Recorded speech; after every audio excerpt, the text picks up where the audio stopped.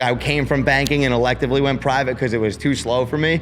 I'm like, this is like the wild, wild west. I saw this guy on my Instagram driving Lambos, and he was a Dominican guy, and I'm like, what is this guy doing? You know what I mean? So I literally reached out to the company and I asked for an opportunity. Like, I know you're dealing with a bunch of assholes, bro. It's fine. Like, you can put your guard down, brother. Like, talk to me. What do you need? And it's just like an edge. I'm not gonna lie, but some kid in the group chat, he was like, oh, I don't like to work with brokers like you. I'm like, dude, you have no idea what you're talking about. Like, go sell a motherfucking reverse mortgage, bro, and save old people or some shit. Yeah, you guys are sitting here. This is what people don't understand. We're coming in with Deals Talk Podcast. Jimmy Deals, owner of Clickin' Loans, here with Nicole Cruz from Redline Capital. how's everything? So it's a pleasure to actually do this in person. I know we've been talking a little bit back and forth, and now we met finally. And why don't you tell me a little bit about yourself and kind of your company, your background, how you got in the MCA space? Okay, so Nicole, Redline Capital. I started in the industry back in 2018, and it's interesting because the reason I started is I saw this guy on my Instagram driving Lambos, and he was a Dominican guy, and I'm like, what is this guy doing? You know what I mean? So I literally reached out to the company, and I asked for an opportunity. Beautiful. And I did that when I was a junior in college. I saw what they were doing on the sales floor, and I literally dropped out of college because I just saw that there was value there, number one, and two, like, they were doing something I've never seen before. So that, like, as a kid, you're motivated, right? You want to, like, make money. So I was always driven towards finance, and I wanted to, I was actually going to college for finance, but I knew I didn't want to work in, like, the Wall Street side of things. I just wanted to do something more niche. So when I saw that, I was like, wow, like, this, I see myself doing this for a really long time. So are you motivated by cars too? Is that kind of what drew you? Yeah, 100%. I'm a car guy, so I know we spoke a little bit before this, but that's kind of what got me into finance, I guess. I was on a job site with my dad one day, and then I saw someone famous in the car scene, Ben Chang. He had a crazy turbo Porsche 911 back in the day.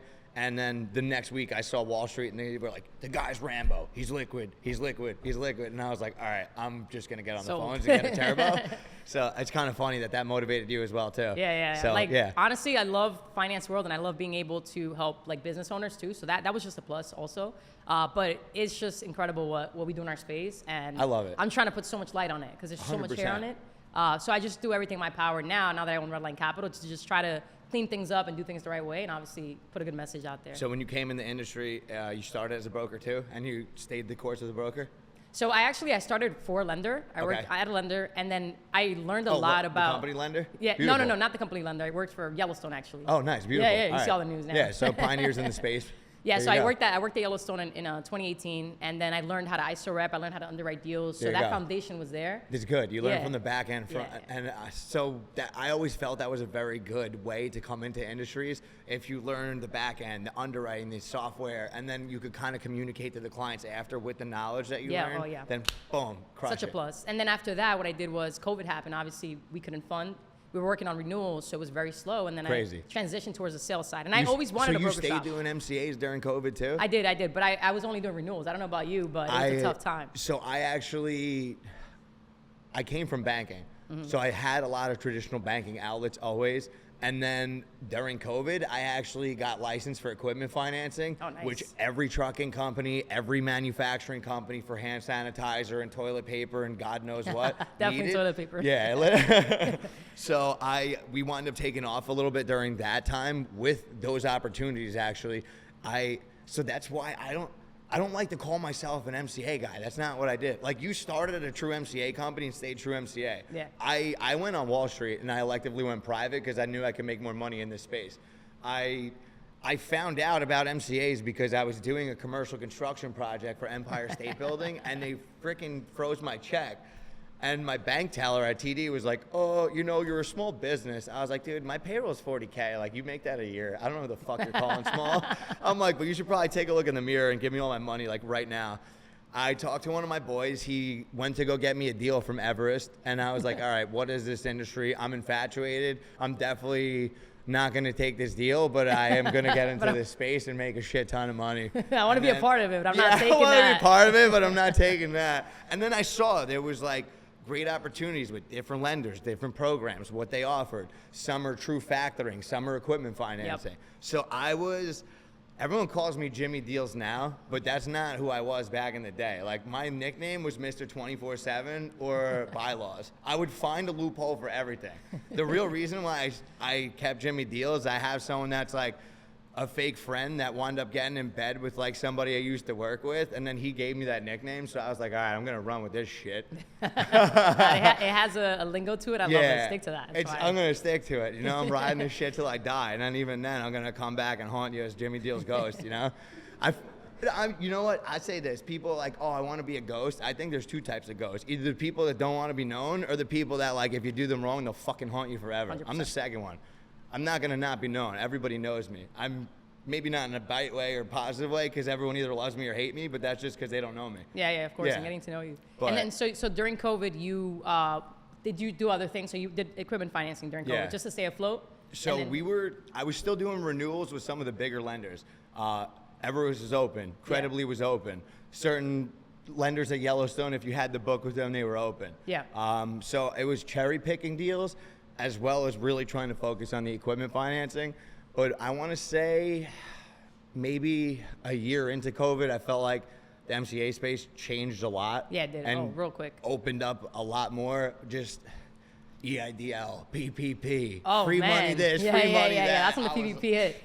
So it's interesting for me. Like, I came from a world where it was very like 100K 80 days, 100K 60 days, 100K 120 max. True factoring. True MCA. Yeah. So when COVID happened, I always wanted an MCA shop. Okay. I just knew I loved the sales part of it. Yeah. And even when I was being an ISO rep, I was like, man, if I could just tell my broker, like, yo, let's get on the phone and close this guy. Like, I wanted to be part of that. Were you always this outgoing with the brokers, the reps, everybody? Because you seem very social now. Yeah, no, I wasn't always that. I was very shy, and I was the only girl on that sales So floor. you're more confident now. Yeah, 100%. I mean, Gotcha. come on, you hit the There you phone go. enough. Like, you could be anybody you want on the phone. Yeah, literally. So, The draft specialist, oh right? man. Yeah. So now it's way different, but it's all about getting reps in. I always tell my guys at work, like, hey, get a lot of reps in. Like, hit the phone long enough, hear enough shit, and then when you hear it, like, tweak it, and get better. Of course. But I think that leaving Yellowstone and leaving to like have a broker shop or work there, you see so much, right? Like now you see the Yandex, you see the Rapids, you see all these good lenders, Yes. and you just can offer the client so much more. And I remember when I was at Yellowstone, I would lose so many deals. It's like you pitch or whatever, you're pitching 30 deals and you land like 2. Correct. Because there's only so much you can offer. Yeah. So just like leaving there, going to a broker shop, learning all these other funders, game changer. And then that's when like shit really started kicking. So then pretty much you felt limited because you were 100%. only able to offer one program, similar to like what I did when I was in the mortgage banking industry. Yeah, it's only they so were much like, you can oh do. yeah, you could only do this, but then if you don't have this, you're kind of a dirtbag. We can't help you out. And you're like, what do you mean? Like I could just give them a different program. Like, no, we don't do that over here.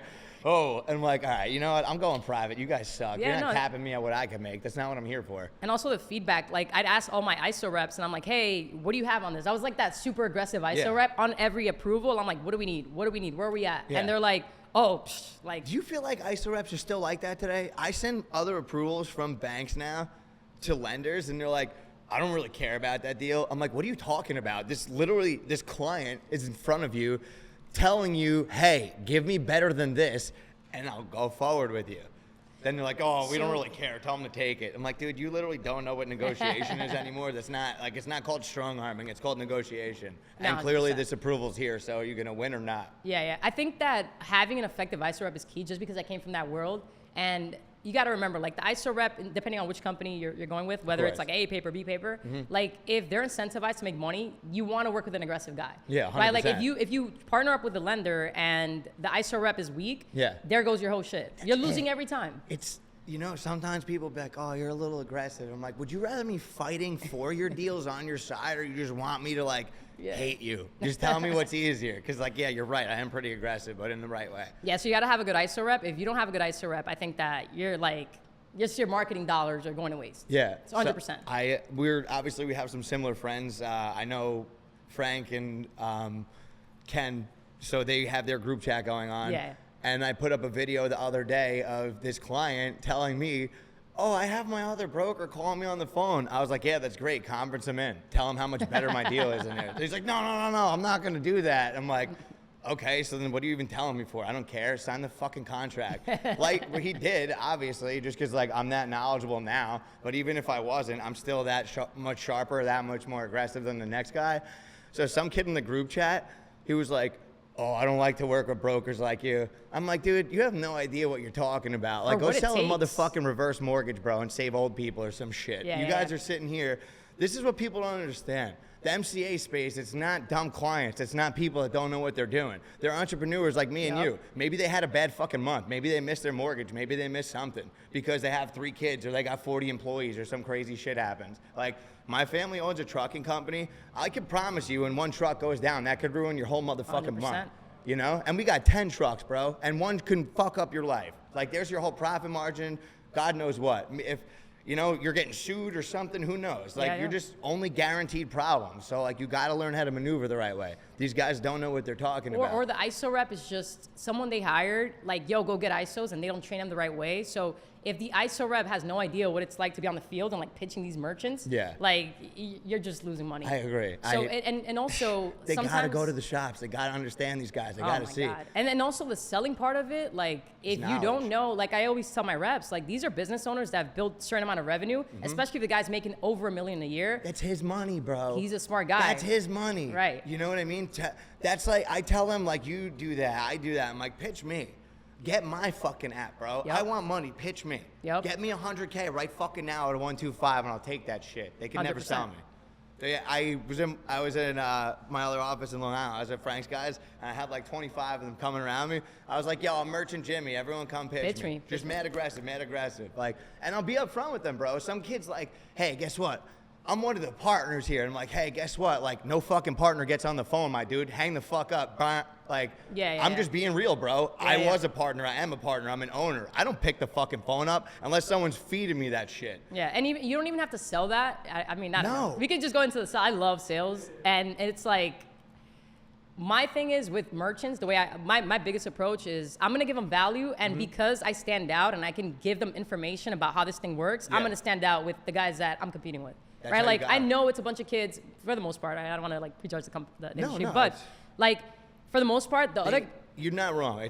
We want the young and hungry. That's what the industry portrays. I just started taking the model of, let me hire some established men that actually have responsibilities, that are fucking business owners. Yeah. Because every rep in your office is an individual business owner and a 100%. representation of you and the company and themselves. So if they're not on the same page, then yeah, they are like a bunch of kids that could just ruin your name. And, your and it's good for us, right? If you're doing things the right way, like if you're pitching deals the right way, you're educating your clients, and you're obviously showing them how the product works, you're gonna stand out when they're competing every single time. Agreed. So when you're doing things like that, I mean, your conversions are out the roof. And when they call me and they say I have another broker calling me, I'm like, I do the same thing. I'm like, please pick up. And I tell them, I don't mind you shopping. You should get the best deal. Do it. But I do want you to call me back when you know I have the best deal, right? Call me, So At just least being just strategic. FaceTime me when you sign the worst Exactly. deal. You know what I mean? So I can tell you I told you so. Right? So I entertain. But then they call you it. for help after, right? Nicole, please save me. I took this 10K, pay back 15. He's not giving me a 400K line of credit. I don't know what happened. Yeah. It's like, wait, what? You sent the guy 1 month of statements and took a 10-day deal, and he's not giving you a line of credit? Oh, man. Yeah, I How'd you see fall that for all that? the time. Like, No, yeah. crazy. So How do people sell that? I've seen contracts. Dude, come on. Have you? Oh my God, it's Like, crazy. if I see some of the contracts, I'm like, oh, like, all right, document word in 3 sentences. I saw one recently. It was 400,000 over. I think it was like 60 days, 165, and the guy netted 85K, Jesus Christ.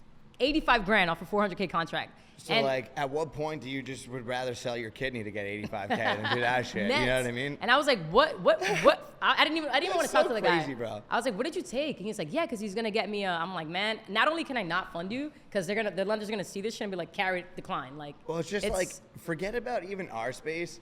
If you go to even get a corporate debit card, if I'm a banker, I'm going to be like, oh, you want to transfer funds from blah, blah, blah to here? And be like, what the fuck is that? Yeah, They'd right. be like, oh, yeah, this guy promised me this line of credit. I'd be like, sir, with all due respect, we can't open a checking account for an idiot. Like, you're going to literally draw my bank account or have some crazy shit going on and get me flagged. I'm good. Yeah, no. And like, my thing is also like I talked about this, I always talk about this, but it's all like cleaning up the space a little bit is so important because, you know, at the end of the day, that's how we get paid, right? And I always tell my team this, like, we survive off of these merchants, right? Yes. We need these merchants. So let's do the right thing and let's keep it clean because it's a bloodbath. It Especially depending on where you're getting leads from. Like if you're getting it from the ocean and where everyone's at, like it's just so dirty. terrible. Not only that, but we do this to build a book of business. Yeah. And you can't build a book like that, right? No. So I just try to channel everything I do with my company. Like I try to stay away from what's like the fucking like The that whole hype- pond. the Yeah, hype yeah, or the no. pond, whatever. I try to do Sorry. things like separate, and I'm like, let's just build a fire book where we do things the right way, and then they're coming back to us. Yeah. Granted, we're still gonna get backdoored, but you do your thing to like protect your. You got to do your what you book. can do as much as you can, and it's Let's tough. get into that convo. Let's get into Yeah. that. So Let's that- talk about backdoors. So that, it's, so I have two things that I could go into that with. I have one where I actually just closed a deal for a client. The guy's a multimillionaire. Very sharp, pristine, smart dude. Has multiple millions in properties. Literally, I'm talking like 5 million one, 3 million the other. Like owns a mental health clinic, owns a freaking catering hall just for the side business. You know what I mean? Yeah. Like has other IT companies. This guy had better deals than I was able to offer him. I'm talking like maybe deals by like 20% cheaper, like fucking massively cheaper. I still came in with the dollar amounts, the terms. My prepays were obviously what really like won it because that's where I like to win a lot of my deals. He was a seasonal business that couldn't truly qualify for like 12 months plus for like either a bi-weekly or one of those types of programs. But because of my other connections and my business background, like I have partnerships with ADP for payroll services, HR, bookkeeping, and I have that stuff because I am a traditional Wall Street guy. I wasn't just some unsecured MCA guy. So my background came from that type of traditional finance route where they pretty much have to dig with a microscope to see if you could even qualify to do something like that. So I'm the only broker in the space that has partnerships like that. So if you go on ADP's website, you'll see Clickin' Loans. You'll see James Exarhu. Like I worked for all that. That's why I do have the name that I have in the space. And I'm very selective with who I work with, like whether it's a lender or a broker in my office or anything. I'm selective with everyone. Like I don't trust anybody, let alone even myself half the time. You have to be. You have to be. This guy went forward with me because of my proper knowledge and the way I got the deal done for him. This other broker called the lender and was like, hey, he's taking my deal too. He's going to stack you. The lender tried to kill the deal. My client was like, James, I didn't take shit. They didn't log into my fucking bank account. I'm going to call my lawyer. You better tell him to give me this fucking deal because I'm pissed. And I was like, okay, got it done. Didn't know about bank login either, so he was almost freaking out that he had to give him bank login link. He's like, dude, what are you talking about? My mortgage holder's $5 million and they don't ask for shit. Like, who are you? Yeah. Literally said that. And I was like, you know, you're not wrong, but like you know who I am. You did the background search on me, which is why you're taking my deal instead of that other guy's deal. So wound up getting it done, and it was just ridiculous because the type of stuff I had to do to get that done, this guy literally asked me how I make money in our space. He's like, James, how are you a business owner? How do you eat? Like, you just almost got, oh yeah, mind you, also the lender had my assistant Lexi following up with the guy directly too. Like, all right, Lexi, where you at? I never fucking gave you a check ever, you know? And if I do, I definitely need that right off my return for the last couple of years, you know what I'm saying? But this guy literally genuinely asked me, how do you do that? And I was like, sir, honestly, with all due respect, like, I'm just very controlled with you because I could tell the type of client you are. Like, I'm a fucking animal. Yeah. I'm like, I would be the guy that would literally get you funded before me, et cetera. Like, I know what I'm doing. I'm very fast paced. I was like, I came from banking and electively went private because it was too slow for me. I'm like, this is like the wild, wild west. I'm like, Pretty your much. broker that was a direct lender took your shit and sent it somewhere 50 times, and now they're calling you forever. And You're on every list now. the worst part is this guy, the broker, was like, yeah, I'm going to give you this deal, but we'll take 3 payments and pause for 2 weeks. Yeah. I'm like, if you take that, you're a fucking default forever. Yep. I'm like, you're blacklisted, you're a default. Mark my fucking words on my mother's grave. You're going to be calling me back crying because you're never going to get a deal again the rest of your life and locked into this lender. Yep. He literally called me back the next day. He's like, all right, you're right. Like, I believe everything you said. Let's move forward with what you were talking about. Mm-hmm. So that was part of the first question. That was kind of long to answer. But second question is, I try to do anything I can to generate deals myself. 100%. I'm a phone guy, and that's really my strong suit. I've tried the email marketing. I've tried the text marketing. There's right ways to do it. There's wrong ways to do it. Same thing with the dialers, bro. Like, you could have predictive dialers. Like, I could call your house and your fax and your girl's phone and your office phone at the same time and hear myself talking in the background because, like, there's predictive dialers that do that, which is not supposed to. So, like, yeah, there is stupid stuff like that. But, I'm I learned how to get past the secretary. I learned on Dun & Bradstreet. I learned on, oh, hey, Mrs. Johansson, is Mr. Jones in the office today? Oh, no, he's busy. He has clients. Oh, because you do actually have a legit business and a secretary and he doesn't want to talk to schmucks like me, when the fuck can I call him? Yeah. You know? So I'll call him at 6 a.m. I'll call him at 6 p.m. I'll call him at 3 a.m. I'll send him a text. I'll send him an email. Yeah.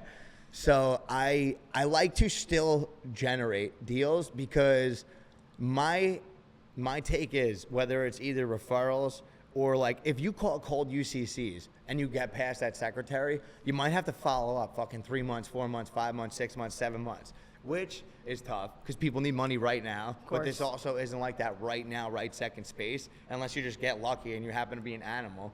But I feel like there's a lack of generation now these days. So nobody's actually doing those follow-ups. Nobody's generating those clients and giving them that chokehold that they need 100%. to be like, hey, this is what's going to happen in the industry. You're going to get 50 calls. You're a fat-ass file. Like, don't talk to them. So for us, we generate all our leads in-house, like 100%. We don't buy lists, back doors. We don't do this. We don't do that. Like, everything's generated in-house through cold outreach. And one thing that I'd love to clean up, and I do this in my company, is, like, I look at where I send my deals. And I look for consistencies of, like, merchants that are like, Nicole, I'm getting bombarded and people are texting me pictures of my bank statements, right? And we have a good reputation. I want to keep it that way. So my frustration sometimes in the space is, you know, everyone wants to sign up brokers, but then they fuck them by reselling the data, right? So it's like, do things the right way. That way, when a client that's clean, never heard of this shit before, submits, he's not getting fucking bombarded. That's the worst thing. It's so hard because we drive so many reviews. And then you get declined for excessive shopping for a guy that never took a fucking MCA. That or the guy, you know, we deliver the service, we crush it with them, they're happy, they're, you know, they want to send referrals. Saturated. But then they're getting saturated so they can't leave that review. So for me, it's like, you know, if we can all as a unit clean this shit up, it would be so much better for the customer experience. And just some pointers for anybody listening, if you guys own a broker shop, look where you're sending your deals and find consistencies like, hey, out of these 5 deals, my clients are complaining. What is the bottom line? What are the 5 lenders that are in all 5? And you'll quickly catch who's back there in your shit. Correct. And I'm not gonna put names out there, but I just went on a fucking clean house rampage. I love those. And all of a sudden, those are my favorite. It's crickets. Like, my clients are having great experiences. The best is when you don't send them shit and they're like texting you, hey, haven't seen any files, gonna send you a pizza. And you're like, yeah, even fuck better. You haven't funded shit in 6 months, bitch. Keep your pizza.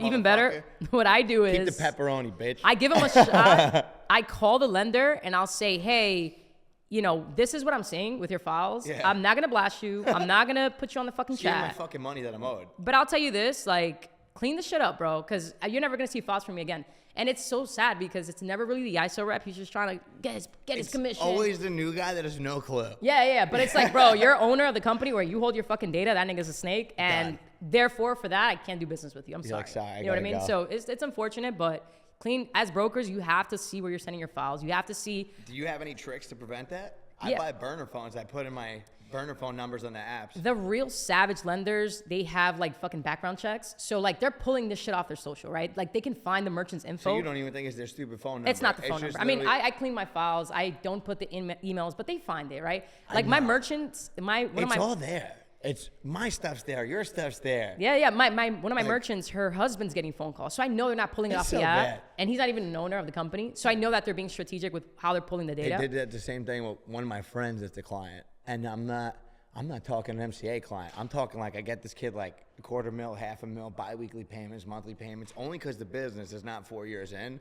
Bro, I'm about to house him with Merrill Lynch and make him his own bank. So that's what I like to do too. If people have fat ass checking accounts, I'll take them to investment banks and I'll give them a business operating line of credit for 75% loan to value off their cash, and then put a 4.5% savings for the business in the account. Then no one could ever fuck with them. No MCA companies, no nobody. And I pay off their MCAs if they need it. So then they're forever grateful. They get business credit cards. They willingly like work with my different types of management programs. And then I take it from there. And if they need money, they go to those tier A guys again. But he literally called me the second time he took a deal. So he actually, weirdly, like he went with on deck first, and then he said his phone didn't stop ringing for like years, but they're like such a huge company. Like, what'd you expect? They have 3 different entities. They're public. They have this. I told him he was just literally in the banking system. Like, that's flat out what it is. But then after that, like his mom was getting calls. Yeah. And they were like, oh, your son is like in trouble with payments and shit. And I'm like, bro, this is my boy that's keeping like $500,000 in the account. What are you fucking idiots doing? Even if you have these statements, where the fuck is he struggling with payments? I'd be calling him like, yo, let me get you $500,000, bro. What are you calling his fucking mom for? He's on a list. She's calling him like, Mike, are you in trouble? And I'm like, no, what the fuck, dude? You're scaring the shit out of the kid. Like, he's a very pristine business owner, scaling the right way, and you guys are calling his fucking mom. Yeah. Like, well, that's to tell you, it's not what's on the app. Crazy. It's the way they pull the information on Clear based on the social shit like that. Everything. So it's on the hands of the There's guys so that many have back-end. the lenders. Yeah. Like that's really where it is. All right, you got like Clear, LexisNexis, TLO, Experian data, like even our stuff's through that system. You know, whether it's insurance companies, whether it's credit cards, credit card processing, like all that stuff is tracked down through one system. Yeah, So all easy. these people think they know what's on their credit score or their FICO, and it's like, no, there's FICO 3, FICO 9, FICO 10. Like, oh, okay, like you have a Benz, I have a Benz. They report to like TransUnion only and not other two bureaus, but like on the FICO 9 bureau. You know what I mean? So like when I got a mortgage, I learned about that. They were like, oh, you don't have a Mercedes, but you have a Porsche. And I was like, I both. I was like, does it matter? Like, I was like, it literally has nothing to do with me buying the house. So what do you guys even care? So yeah, I learned about that weirdly, like through different types of channels of me applying for homes or businesses and office rent or cars or credit cards. And that's kind of how I like to also introduce my programs or like my people. Like if I've been through some like successful programs with people, then I like to portray it onto my clients. Yeah. Like that's just how I've been. I am self-made and I have been through a lot of pros and a lot of cons. So if I have something that's gotten me through a situation or something that helped me grow, why would I not keep using that person or program or recommend it to somebody? 100%. And when it comes from a place where, like, because you have the experience, when it comes from a place where it's authentic and you generally want to help people, the merchants feel it and they really will do business with you simply because of that. Like, it sounds so genuine that you're like, oh, I did this helped me, like, this is why you should do it. You will beat the next guy that's on the phone just trying to make a paycheck. I agree. So that right there is like so important when you're selling. Just being authentic and genuinely caring. When you guys, after you guys get the clients the money they need, after they're getting bombarded with calls and stuff, are you still able to keep the clients on? Are they happy, or they wind up going elsewhere a lot of the times, or things like that? I think a good way to track when you have so much data and you're closing a lot of deals, I'm really big on tech and automation. Okay. I rely heavily in my company in automation, and I have like such a back end built. We've been working on this for a while, but there's only so much your sales guys can do, right? Yeah, and my sales guys are focusing more on like top funnel things. When the leads are coming in, they're hot. Mm-hmm. They're like calling the leads. Speed to lead is key. So what I do is I create a lot of automation, text messages, emails, just to engage with the clients. Yeah. And I get so much traction off of it. So I think that using tech to your advantage, especially in the era that we're in, AI, like it's truly a game changer. Of course. And that way you don't have your data sitting there and it's getting closed by everybody else, right? Because you call your deal back in 3 months and you're getting stacked, right? Yeah. So you want to be in front of their face if they need anything. And obviously, if you delivered a service and you did really well, they'll keep you in mind, especially if it's a good, true business owner that has like respect, right? Yeah. There's some that like, I mean, you know how it is. They'll entertain anybody, but the really good clients, they'll stay if you do it right. Yeah, you don't want the guy that's like, oh, I got 20 of you on the phone, but if you give me 2 days more, I'm yours forever. Yeah, I'm like, yeah. Okay, and then you'll email me your offer. I'm going to send it to the other guy, and then I'll send it back to you. And then when you go to final underwriting, the lender's like, oh, hey, you know, like you told me that this guy was clean, but he's got 3 deals in the same hour. And I'm like, yeah, you said he was my fucking best friend. They always buyers are liars. I'll say that. And I was just like, come on, bro. I have a blast. I love selling, and I love like just beating competition. I thrive off of that. Do you have any family that was in finance, any brokerage firms, anything like that? Zero. Yeah, me Zero. too. Just straight hustle. I just really like this. I don't know why. I was like addicted to the phones. I saw my dad swinging hammers and shit, and I was like, fuck that. Yeah, no. My family like comes from like just hardworking. They're immigrants. Never had any business background. Yeah. I just knew that. So my story's funny. What nationality are you guys? I'm Dominican. Dominican? Yeah. I'm half Greek, half Italian too, so nice. I'm first generation. I see the Italians. Yeah. Screams. My family, like I always wanted to like help people. Okay. Right? I had a calling for that, but I just didn't know how to do it. So I was like, when I was younger. You like money too much, so you weren't going to join the Peace Corps, right? Helping, but like, how can we maximize the help? How can we figure out a way to maximize? When I was younger, I was in like multi-level marketing because you know how they paint this picture? They're like, you come in here, look at this growth you're gonna So have. you always started marketing tech. That was just kind of your niche from when Sales. you were I just love sales. Sales, And okay. it's funny because the reason why I wanted to do multi-level marketing, well, I got into it because they sold me a dream, and I'm like, I'm down, you know? So I started growing a team through that, and I was like, I don't see myself scaling this. Okay. And I'm a big believer that everything works, you just got to work it. Yeah. I just didn't see myself doing it for that. So I was like, okay, that's not really my niche. What else can I do? What else can I do? And I was sales forever. And one thing for me is like, I never wanted to be capped, like in terms of like payout. Of course. So I wanted a vehicle that wouldn't put a ceiling over me. Yeah. So like I worked at Foot Locker. They're like, okay, you get salary plus this percentage, but I'm like, damn, I can only see so many people a day. So I can go crazy, but I'm not gonna surpass X. Mm-hmm. I was a server. They gave me the biggest station. I was like fucking running 7 tables at once. And I'm like, damn, even if I'm doing this all day, I'm capped. Yeah. So I just kept like looking for the next best way to not be capped. Okay. And then I ran into this industry and I'm like, there it is, right? If you can be a savage and you can close big deals, you can select your marketing, be very picky. In reality, there's no ceiling. You can scale this shit out. I love so it. I just love MC. I just love this industry. It changed Well, my life. I don't even think it's MCA. I think it has to be the person, the mindset. Yep. It's funny you said that. I've literally used waiters and waitresses as examples for sales forever. Yep. Like if you're a salesman, if you're selling the fucking food, if you're presenting yourself right, you're gonna get more money. It's Yep. that simple. So like, I don't give a shit if someone graduated from a business marketing degree at Yale, Yep. or they serve the fucking table. Yep. Do you know how to talk to me? Do you know how to talk to people? Do you want to make money? Do you want to create generational wealth? I could help change your life if you're willing to fucking listen. 100%. So it's a mindset of the person, and yeah, I like that example a lot. You're the only person I've literally ever heard that say besides me, and it's just the truth too. Because even when you go out, like you see some certain people, like even on the other end, like being the sale, like being the customer, like some people might just have alligator arms, period. But if you're giving such a service that they can't say no, like how, even if they do, they're gonna go home knowing that karma's a bitch. You know Yeah, what I mean? 100%. Like, yeah, you're either just a dirtbag or whatever, but like Yeah. you over provided and over delivered a service, it's gonna be rewarded. 100%. So I do love that, and this is why I love the industry too. And I do think that if it's cleaned up and serviced the right way, and you help the clients the right way, that's what it's meant for. I think more Because- people would just go in that direction if there's more awareness around what the product serves and it's introduced the right way. Because that's the biggest thing, right? Like our deals perform because they're genuinely like sold the right way and they know exactly what they're getting into. And a lot of lenders tell us like, yo, your request to contract to fund is really high. And that helps me because, you know, obviously they look at their numbers Yeah. as like sales reps also, but if you pitch it the right way and they know what they're getting into and they don't have questions, they know their fees, they know their payback, their prepays, everything's like laid out. Yeah. They're gonna say yes if it's presented. Correct. Right? I don't cut corners. I don't hide this, hide You like that. to email them like the full deal and everything, or do you wait Not- and request contracts and go over everything? So when I sell it, I never really email the offer. Yeah. I like to sell it over the phone, and then obviously because there's leverage, right? You can hear their tone, their I'm concerns. like that too. I love the voice aspect of it. I'm not. And you know how this is, right? Oh, like text me. I'm like, dude, No. come on. You No, know I you don't- can't handle this voice. Pick the fuck up. You're so scared, you're bitch. scared. Let's go. I don't ever email offers. I always jump on the phone because you can read their concerns, and it's a good opportunity to like challenge you, right? Yeah, all day.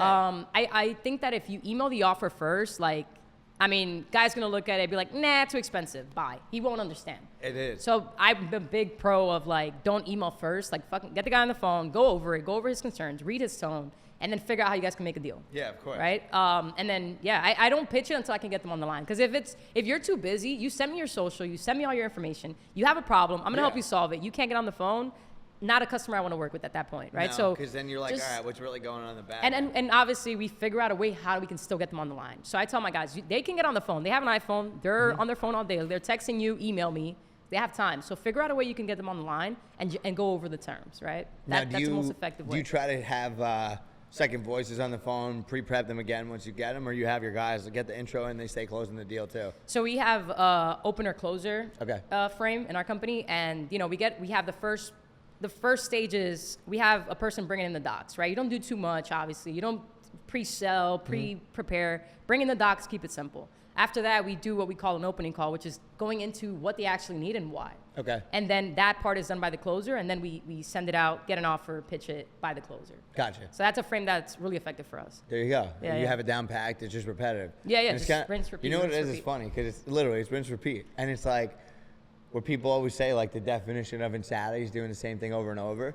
I guess being a business owner, you got to be insane, because in order to find a key business to make money over and over, you're doing the same thing. Yep. So at what point is insanity just normalizing your company? Yep. Right? I think that also just like giving time, letting time do its thing. Because I think, and you can agree with this, for people coming into the industry, it looks so cool, right? Like you see videos, you see Jimmy Deals pitching deals. Yeah. You know, you think, oh, I'm going to be that guy in like 2 weeks. And then there's such a 2 big... seconds. Bro, They come in like, there's such a big... why the fuck don't I have a turbo? I'm right? like, do you It even know looks how to so spell easy. turbo? It looks so easy on camera, and it's like... I'm still learning. I've been doing this for like 20 years, bro. I'm still getting smoked from some merchants that know more than me. 100%. And then it'll take like 5 deals at once and then fuck my bank account up after. I'm like, bro, what? Like, are you serious? Like, you might as well just work for me at this point. Yo, literally. Like, you're seasoned. Come here. Yo, let's go, bro. I got a desk ready, dog. I'll give you a management payout. Nah, yeah, so there's definitely a learning curve involved in learning like how to sell the product. And for the guys that are learning, my biggest advice is if you're gonna go work at a shop, like let time do its thing. You have to have some sort of like money stored, because there's a learning curve that you're gonna get smoked like every time in the beginning, right? You just can't compete. There's sharks in this industry, and they're like, if the new guy's on the phone and and he's competing with you on a deal, he's fucking smoked. He's fucking done. Right? So I honestly, even the old guys compete with me, I'll smoke. But that's what I'm saying. So there's a learning curve I'm being involved. dead serious. The only way someone's taking a deal from me is if you just literally have more money than me and you're stealing my client. Right. I don't fucking lose or deals. being shady. No, if like they're there's being shady no, on the phone. like, you know how everyone's like, oh, a ratio 1 to 10, 1 to 10. I don't even know what the fuck 1 of 10 means. Like literally, I just had a kid start working for me last week. He pulled in 9 apps. I got 7 docs in.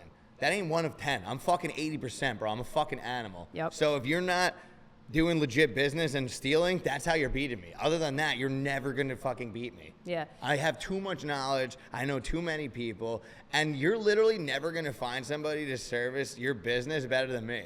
I will literally bend over backwards. I'll fly across the country, the world, the fucking state. I don't give a shit. Make it happen. Yeah. And so for the new guys, how do you like stay long enough to be able to gain that skill? Because you have 20 years in it, right? So you know so much that you're gonna smoke them. But for the new guys, like, give it time, right? Like, give it a year, 2, even sometimes 2 years is not a bad time frame for you to then start making that crazy MCA money. When did you start making real money in the space? It took me a while. I was like 18 months in. Then I finally started cranking. Bro, like my heavy first 6 year figures. in MCA, I swear to God, when I got my fucking like 1099 and shit, was $38,000. Yo, fuck. Bro, I feel you know, that shit. oh I was my like, God. yo, one time I was like 23K. I was like, I'm fucking dying over here. 38 grand, bro. I'm about to sell my fucking socks. But that's to show you, bro. Bro, Like, but I was like, these kids don't get that shit. I mean, like, not a lot of people know this, but like, bro, I got locked up and I fucking lived on my boy's couch, and that fucking 28K a year I made that year, I used that to barely pay for my fucking subway thing, lived in the bathroom on the Long Island Railroad to go to Synergy every day on Wall Street. Mm-hmm. And then in 6 months after that, I was a fucking savage demon managing like 70 fucking dudes at a different office. But that's what it takes. That's what it takes. And like me, when I was there, bro, literally like every fucking day, no salary. 24/7. No fucking here's the cushion so you can make it to come work. at 7 in the Bro, I morning was and fucking in there leave at 8 at night. grinding, and I was at fucking 38 grand, right? And I knew, so this is the thing for the guys learning, right? I knew that there was a learning curve involved, and I wasn't impatient. So I was just fucking there, and I'm like, let me just get as much exposure as possible. Let me fucking learn, because if the guys around me are fucking bust down, whatever, like they're making money, there's something here. Did you go and work for the gentleman with the Lambo? Yeah, I didn't work for him, but I worked around him. Gotcha. So, like... You reached out, you were like, yo, what's up? Get me in this I reached space. out to the company, and I'm like, how can I get an opportunity here? And I'm like, I promise you, if you guys, like, truly believe in me, like, I'm going to make this shit rock. Like, I'm going to rock this shit. There you go. And I was the only saleswoman, like, there. And I didn't give a... like, listen. How do you like being a female in this space? I love it. I love it. I got a girl that works next to me down in Frank's office. She's Yeah. a fucking savage, too. Bro. I'm like, damn, bro. I wish I had a female voice on the phone, bro. I'd be a savage, yo. I'm about to get a Yeah, voice honestly, changer. it's Hey, so... Mr. Jones. She's like, yeah, I'll fucking send you everything, motherfucker. They hear me, they're like, yo, fuck you, prick. I'm like, dude, I am JP Morgan. He's like, I don't care. Fuck him. I'm like, all right. Especially like the Southern guys and like, you know, it's a lot of men. I don't. The Southern guys love the women on the Yeah, phone. Hey, yeah, how yeah. you doing, sweetheart, little darling? Like, yeah, here's my EIN number. You're like, what the fuck, dude? I've been calling you for 12 years, John. It puts their guard down, and it's like I know you're dealing with a bunch of assholes, bro. It's fine. Like, you can put your guard down, brother. Like, talk to me. What do you need? And it's just like an edge. I'm not gonna lie, but it doesn't mean that because I'm a girl, it's why I get it No, done. no. If you're I'm savage, I'm sure there's just as many men. Like, what the fuck do you know? You're a female. Yeah, 100%. I'm on the truck all day. Get the fuck out of here. You know, like, I don't need that shit either. They say that to me just because I'm from New York, but they're like, what are you calling about, asshole? I'm like, dude, all right, like, relax. Like, what are you fucking getting pissed at me for? You're fucking file shopped around. I'm trying to help you out. You need money or not, you dirtbag. You got 8 balances in there. You're negative every day. I've never seen anyone make $3 million and go negative $1,000 every day. You really need fucking mental health too. Cash flow. Fire. Okay. Dude, it's funny. We do that. So like, I got a trick for you for bank statements for my guys to make sure there's not fraudulent bank statements. Because I have some big ass computer screen, like I'm fucking Iron Man. I go like this in like my little cockpit. Everyone's like, "How do you see?" I'm like, "What are you talking about?" But I'll line up all my bank statements in a row, and if they don't match, I just know it's fraud right away. 100%. Literally in 2 seconds. Yeah. So I'm like, boom. It's also the eye. You know how to look already. Oh, I love it. Bro, you just know. If I see one like hashtag off, I'm like, oh my God, this guy's fraud. I can't wait to go in on him. Like, so, John. Get me a better month to date. So can you unadjust this the other way? I give him a shot though. I'm like, okay, look, I don't want you to get blacklisted, brother. Like, yeah. Can you send me the real ones? Because I think there's a shot. Like, how bad could this be? And then they're like, what do you mean? What do you mean? I'm like, come on, let's just cut to the chase. Like, I'm not submitting this. I don't want you to get in trouble. Just send me the real ones. And then if you can't get help, I got you. Like, I'll let you know. Right? I give them a shot. Before I used to just shut them down when they did fraud banks. And I'm like, I'm not dealing with this bullshit. But I give them a shot. I'm like, yo, what do the real ones look like? Come on. Yeah, because then they have 1 or 2 lenders in the real ones. You never know. And you never know. You can still help them. They're like, all right, so you have a normal business. You just didn't want to show that you had 2 advances. Like, come on, bro. Just whatever. What do you think? We weren't going to find out? So bad. Now, let me ask you this. You guys, I mean, you have a nice setup over there. You're looking to scale the business. When you're getting new hires and looking for people to come into the company, how are you, I don't want to say poaching them, but like, how are you, I'm sure you get hit up all day. You got good social media following. You see the guys in the office making money. Like, how do people approach you? What are you saying to them? How do you respond to them? Everybody's after the quick cash, right? You post the gong, you post the commissions. Yeah, everybody's like, whoa, what is that? And how can I get in? So, I mean, for me, I want to find a fine balance of like, I want to get the savages to hit me up, but at the same time, you have to have a good filtering process. Let me ask you this. So you have been doing this a long time. So in the MCA space, and I know the social media exposure is starting to be newer, but growing relatively quickly.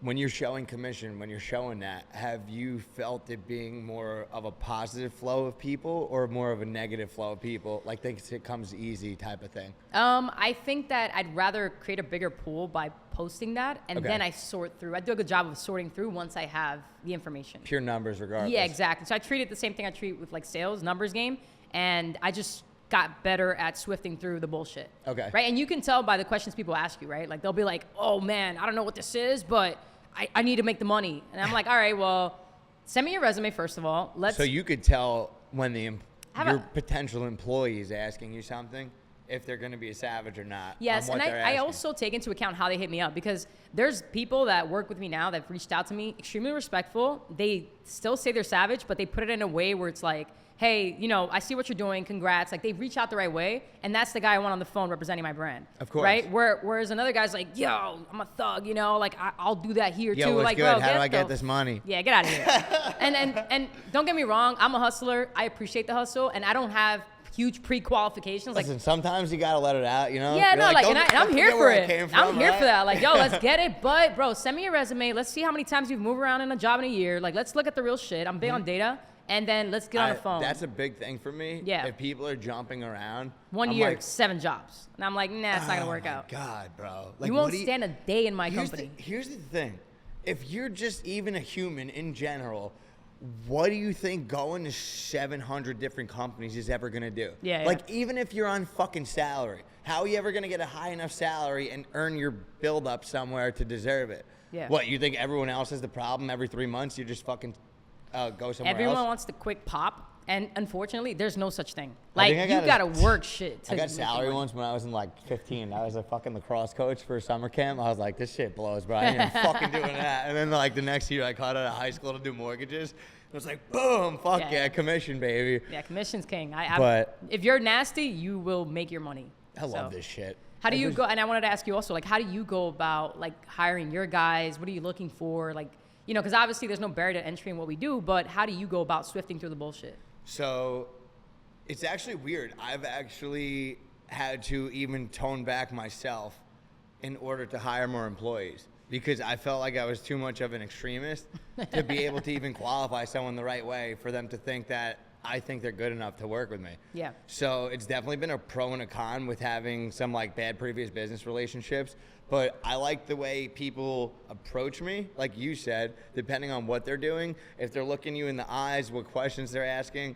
And then I have some people that they're just like, I don't know what you do or what this is exactly, but I know where the fuck you came from. Right. And like, I want that and I'll do whatever the fuck you tell me to do. Yeah. And I'm like, all right, that I could make work. Yeah, 100%. So even if they're aggressive, you can still give them, like, I like aggressive people like that, right? you But have to.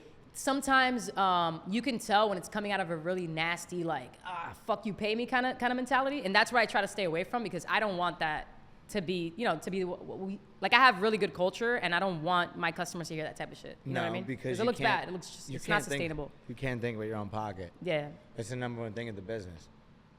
You really are. Like, let's just be real. I mean, some of these guys, a lot of them are even making more money than me and you. Yeah, and we make a 100%. lot of fucking money. Yep. And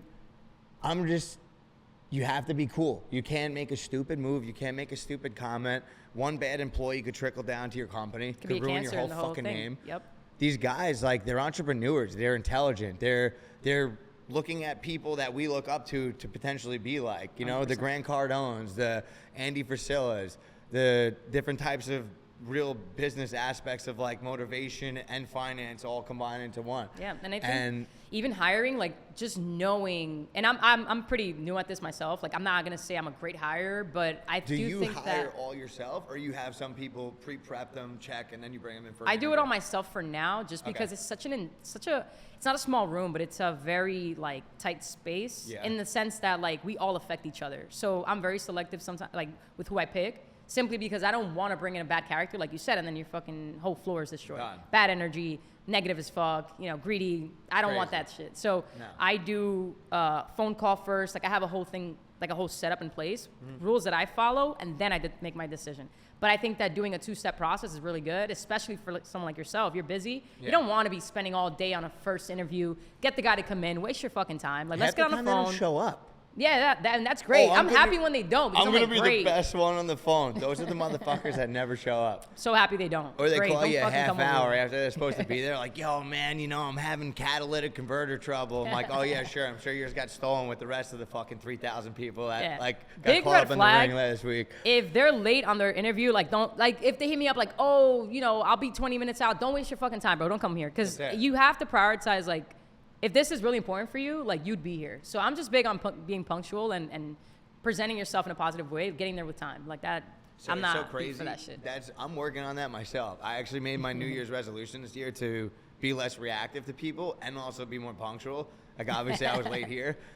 I can confidently say I left the fucking house on time, but I forgot what it's like in Brooklyn, bro. Like, I forgot I got to pay the mobsters to use the Bell Parkway, and I didn't pay my tolls this time, so probably going to get yo, Jimmy, you back in town, motherfucker? I'm like, yo, all right, here's your $500. That fucking helped me up at the bridge for a few hours.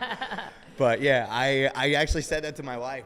So I don't know what it is. I don't want to say I had like a problem with authority and shit, but like I was just always like, nah, fuck this. It's running on my time, my life, my everything. I've been through some very bad stuff in my life. I physically died. I came back to life. I had a jet ski accident. I hit my head on a speedboat going like 70 miles an hour. This ear got cut off. I was in a coma. I got airlifted to the hospital, and I had a hole through my left leg. Whoa. So like, I didn't remember anyone when I woke up. I just remembered my mom, the whole entire family, everyone was around me, and I'm like, what the fuck is going on? How old were you? I was like 16, going on 17. I was going to senior year of high school. I played football, and my coach would give me off for practice the next day because we were playing a private school in one of the scrimmages that we were going to playoffs against in Chaminade, I believe. And I caught a touchdown and I caught an interception, ran it back for a touchdown, and we won the game. I went on my jet ski the next day. I didn't know until after, but like one of my boys had me take a video of him. He's like, if I ever smoke a cigarette again, fucking punch me in the face, bro.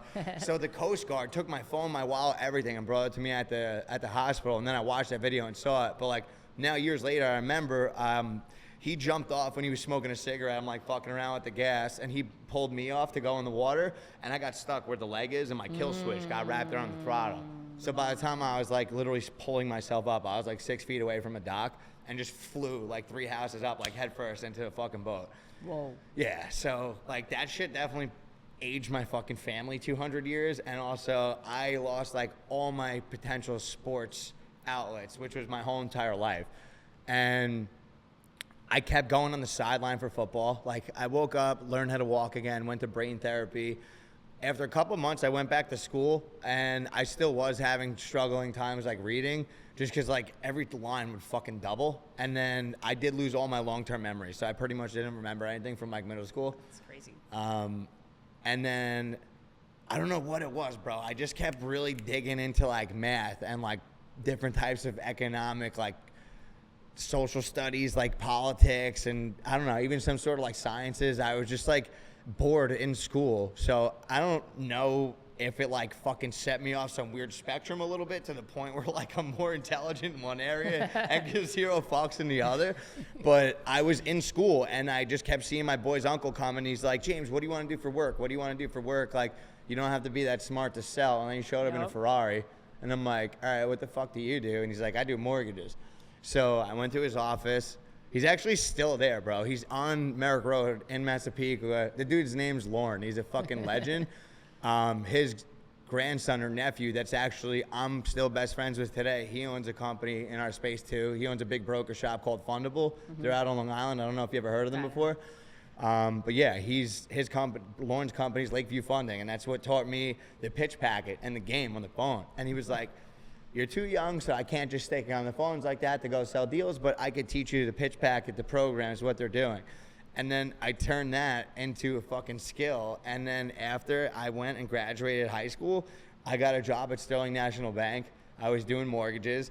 They actually went public at the time too, and they blew up. So I was able to go from like their Sterling National Mortgage Company to the real bank. So it was pretty big. Then after that, the industry slowed down on that end a little bit because subprime recessions were taking a shit. And then I got into mortgage tranches at JP Morgan, which was just pulling off the bigger debts and selling it. So I was like, all right, different angle of the business, pretty good. Then I get in there and they have you like capped at certain deals at a certain dollar amount. And I was like, no, this isn't for me. I can't be capped. Like, that's not why I went into sales. I became a stockbroker after that. And that's when I really like saw aggressive sales. And I was like, damn, like this is fucking it. Like it was when Facebook was going public.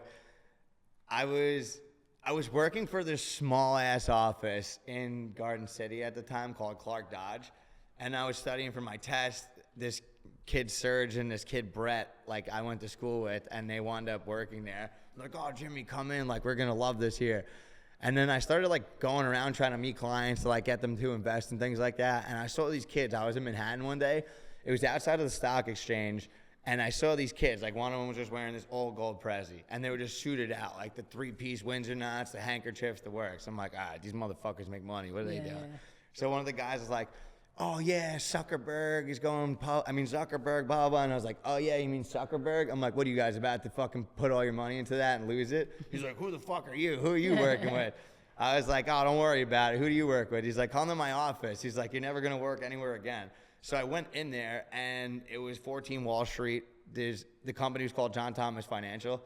There was like 500 brokers on the fucking floor. It was like 18 floors up, the helicopter pads, the gold fucking statues, the whole spiel. Like everyone was just a powerhouse. What year was this? This was probably about like 2019 to 2020. Oh, okay. They had won Best Dressed on Wall Street like 3 years in a row. And then at that time, I meant 2009 to 2010. Oh, okay. I was like, that was like recent. No, I apologize. Yeah, it was around, because the office, I left there around 2012 to 13. And then that's when I actually started working on my family's business. But yeah, I saw the aggressive sales in the stock market, saw all these kids making money, started working there. And then that's when I was just like, damn, okay. I started making good money. I was in college, and I dropped out after that because I literally wasn't learning what I thought I was going to learn in college, school. We can get into that. But I just feel like if you don't know what you're going to study for, like if you don't have the roadmap of like, okay, I need this degree to do this that I really want. Just don't go in there clueless, because number one, it's expensive as fuck. I mean, I paid out of pocket. So every day I sat there and they were making me take these, you know, they make you take the first 2 years, like these fucking prerequisites. Yes. Bro, I was studying about rocks. Elective science and elective English. I'm sitting there paying the tuition and I'm thinking to myself, like, what the fuck am I doing? I was studying about. I'm a finance major. Why am I studying a rock? Looking about rocks and sediment, this, that. And I'm like failing the test. I haven't even heard that word. Bro, and I'm taking a test, like sizzling the fucking rock. And I'm like, I didn't pass the test. And I'm like, what the fuck am I doing here? Yeah, like, and I literally asked myself that, and I'm like, what the fuck? So when I got into like MCA and I was doing sales, I was like, bro, let's be real. Like, I'm doing all this extra shit, paying out of pocket. It almost felt like a scam. Yeah. And I'm like, this is not what I want to do regardless. I was trying to go into like the financial sector, but I didn't know where or what. Okay. And I saw this and I'm like, man, this is a no-brainer because I'm doing this anyways. I just don't have to fucking pay. Yeah, exactly. Right? Just learn it, raw skills. And yeah, so with college, it's like, you know, just know what you want to get out of it before you jump in. And for traditional parents, like they're so ready to send their kids off all the time, right? But they have no knowledge to back the kids up with. So it's up to the kid to like figure out, hey, I have to take some time out and figure out what I want to do, and then, you know, go for it. But man, that's a lot of kids sitting on a lot of debt and not doing shit. Parents give you shit still for not having salary? No. I mean, my dad is extremely proud. So he got an NSA now. But when I dropped out, my grandmas were calling me from DR. How many years were you getting shit? I mean, they're like, go back and finish. I'm like, do you see my like? Why? You see me, you know, doing great in sales. Why are you pushing me back to college? You don't even know you want. They don't even play the picture out and say, yo, she's gonna have to pay to get a degree to do something she's not gonna do regardless. They just want you to say, I got a degree. Like yeah, like so. I'm like grateful that I understood that. And I knew that because I was reading so much that I knew what I wanted to do. But there's a lot of kids out there, especially like where I come from. Like I don't come from, you know, it's like the hood. So we don't have the right education. We don't have like the school systems that are pushing you. They're cheating. The school systems are like fucking cheating. They let us cheat so that we can pass so they can get funded, like the schools. Yeah. So it's like, you know, it's all a fucking, you know, where you grow up sometimes does affect your knowledge and it limits you and it pushes you to work at the fucking mall and this bullshit. But if you, as an individual, educate yourself and use the internet to your advantage, right, and you're reading books and you're fucking trying to sharpen up, you will start catching the bullshit and then hopefully pivot to what you really want to do. But it's so easy. How old were you when you worked at the mall? I mean, your typical 16, 17-year-old at Foot Locker. Do you think is that lifestyle and that background would tell you the aggression that you needed for sales? Not even. I mean, you're selling sneakers and socks, but I similar to you, I was like, I'm growing up in the hood. Yeah, I think street smart for sure, right? Like you get that savage, like, oh shit, like, you know. So I'm not gonna be this like preppy. You know, it teaches you street smart for sure. Well, I mean, I feel like someone told me 2 days ago or 3 days ago, they were like, people don't realize like respect anymore. Yeah. Like honestly, back then people would like probably punch you in the face for doing the wrong thing. Mm-hmm. You know, you do a good deal for a handshake. Like now people are still signing contracts and hiding behind lawyers. Yep. It's a different day and age. And I also came from, I don't want to say I came from like a hood background. Like my family did come here with nothing, but then like I did go to Massapequa when I was in middle school. Mm-hmm. But like I was constantly always in like Harlem doing developments. I was in Queens. Like that's where my family was a lot of times. I was also fucking crazy, yo. I was that kid that like was infatuated with that shit. Mm-hmm. So at what point is like the crazier person, the one that has to like go in there and learn how to get out, or the person that's infatuated and wants to know how it works to experiment in it, which is like kind of crazy because we came from two ends of that spectacle in the same industry, but we have the same mindset. Yep. And people don't have that mindset here because they think because like they're hiding behind a computer or hiding behind a phone or doing some bullshit that they could not be real and then not do real business. But that's not the case. And honestly, the business world is not as big as people think it is, especially our industry. Oh, no, it's a very niche market. Yep. Like how many people, I posted a couple videos of me on the way here. I already got commented from like 400 or 500. Like, oh shit, this is going to be a good one. Can't wait to see that. Yeah. And it's to the point where like, you know, you got to build a brand because you got to stand out and build your own path, right? And you're so authentic that people will literally follow you because it's you, right? And then same thing with me, like I'm different and I do a thing different way, and then people will follow you because they like whatever you. And you're a strong female in a fucking male space. I love it. I love it. You got that advantage right there. I'll tell you this, I love when lenders look at me and they're like, all right, so who do we talk to? You're like me. I'm like, I'm the owner, first bitch. Of all, yeah, like bro. That's Cruz on the check, motherfucker, not Antonio, bro. Or like they're like Mr. Redline. I mean Victor, sorry. They hit up my Redline page, Mr. Redline. How can you? I'm like, First of all, why are you assuming, bro? I Yeah. love that so much. Mr. Redline. I'll tell you this. I fucking Like, yeah, Redline's my first name. I feed off that shit. I thank God I have a good mindset and I'm like positive as fuck. I could tell. But I feed like that. I love that. Were you shit. always that positive, or did you have to get some fucked up shit happen? Definitely get some fucked up shit, but I think that reading is key, and I read a lot. I love All right, so listening you're a to big fucking reader? books, so it just like opens up my knowledge, and it's like you take shit in, you learn your lesson, and you keep it pushing. But I'm What very was like positive. that one lesson that you feel like maybe made you successful? It's so many little pieces. I think that for me, it's seeing things happen and then take the good from it and add it to yourself. Add it to yourself. Like I worked at Foot Locker. I'm like, okay, I pitched this, that worked. I kept it. I went to fucking the restaurant business. I learned how to do this and this and this. I kept that.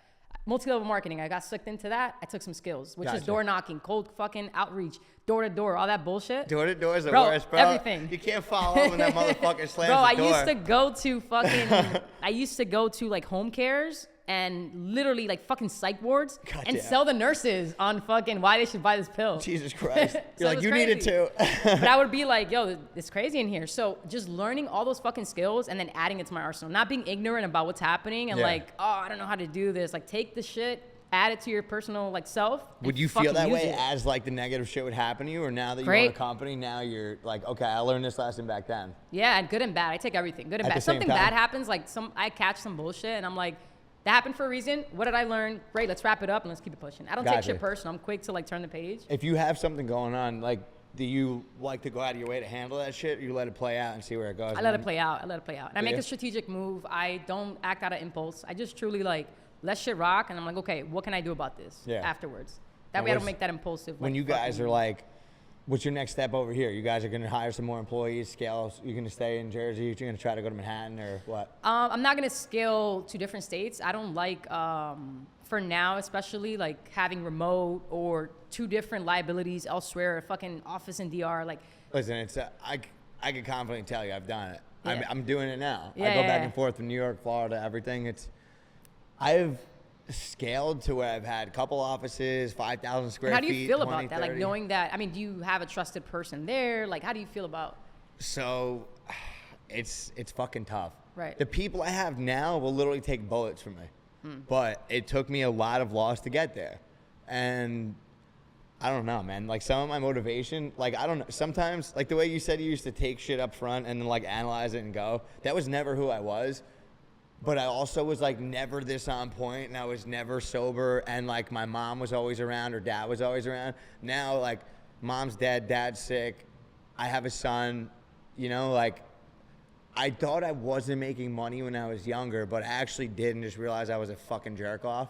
And like I literally took my mom's computer one day and I'm like going through old invoices from when I was 20. I was like, damn, I was actually making money like this. I just like would go out. It was the girls, the clubs, the Yup, drugs, yup, the this, the that, the whatever. Like the fucking shirt that I'm wearing for this goddamn podcast when I literally wear fucking Hanes V-necks every fucking day. Like my wife gives me shit because I wear wife beaters and she's like, you're a fucking dirtbag. I'm like, just leave me alone, bro. Like, let me live, me bro. rock, Let let me me wear rock. my fucking gym shoes and my wife beaters. You know what I'm saying? But I try to channel this stuff now as I grow, which is what kind of brought me a little bit back to earlier when I was trying to say the two things I was working on are reactions to things and like being in a timely fashion or earlier, waking up earlier, or whatever. And the most fucked up part is I was crazy in New York and then got out of New York, went to Florida, which is the fun and the sun of degenerates. Right. And I got my shit together there. So like, I got more disciplined and more on point in the most fucked up spot ever, where like there's money everywhere there, and it's naked there, girls everywhere up for and grabs. fire cars everywhere and no one working everywhere and every other bullshit. And I honed in on what's gonna fucking make me better and help me grow my family. 100%. And now I'm back here and I'm more on point than I ever was. And I'm not gonna lie, I don't know if motherfuckers are happy or scared, because I'm getting a lot of people hitting me up and they're like, hey, come into my office. I'm like, why do you want me to come into the office? Like, we didn't really work like this previously. Like, Yeah, we're not gonna join forces, like, you know? So I'm very big on kind of being selective with who I even let into the company, let into my life. I feel like and this is coming from me, I don't operate as well like when I don't have my shit set up a certain way. Yep. So if I can manage going back and forth and have like one fucking implanted manager on sync in each spot, or be pretty much slim enough where I could be remote. So I've had the big company, I've had shit go bad. I've had the small company, I have shit go bad. And when something goes bad and you're huge, it's a lot harder to maneuver. Yep. If you're smaller and lean, you're like, all right, I took this hit on the chin, bro. Muhammad Ali, that shit, float like a butterfly, sting like a bee. We're bouncing back and then slap him back in the face. You know, it's a different ball game, but you're always on your feet, and no matter what, you're gonna have to come across paths with people that you're gonna learn from, whether it's negative, 100%. positive. Just being positive about the take. I think in my my circumstance, like I'm not really too interested in expanding to like office here, office there. Gotcha. Just because there's so many variables that will force me to have to control it, right? Yes. And I'd rather fully maximize what I have in front of me and really feel like I tapped out. Like, okay, I got a huge office. I can't fit one more body. It's forcing me to like I'll wait for the opportunity to force me to take that move, but I don't want to create more like separation between where I have to be. Yeah. You know, now I have to go travel there. I can't teach the guys in person. I'd rather just fucking create a huge thing here. You live super close to your office too? Super close, super strategic. So I used to be like, oh, I live on Long Island, but work in Manhattan. Then I realized it sucked being 2.5 hours away. I had a client, and this dude, I had no idea, but I was like generational wealthy, like billionaire shipping family. He's like, Jimmy, every office I have is within 5 minutes walking distance of my house, because if anything happens in the world, I could work longer, be there quicker, be more efficient, do anything. Just condense your time. And when I even picked where I wanted to live, my apartment, I picked it so strategically because I could have gone anywhere. I mean, it's Jersey. You go down south, you get the cheap rent. You go up north, you get destroyed. But I was like, you know what? Let me pick a location where it's strategic, right? I can find a good office space, which is in Secaucus, right next to the bridge. So I just want to find a sweet spot where I don't live far from any. Just being strategic about all your moves. Mm-hmm. And then also it's a good spot to hire. You know, the city's right there. You're right in the center of like New Jersey also. Yeah. So just I'm strategic with it. And then also with scaling, let me maximize what I have in front of me before I then make a decision of saying, hey, let me open up an office there. Now it's going to force me to like spread my time more, and it's just less effective. So I maximize until I can't anymore. What about like offices and other people that are in the industry? Do you do? I don't trust no motherfucker in the industry. No not collabs, one. no nothing. None right? of that shit. No. And the reason is I just know I've been in it too long to know like what most people. Well, like you came from a funding side. Oh yeah.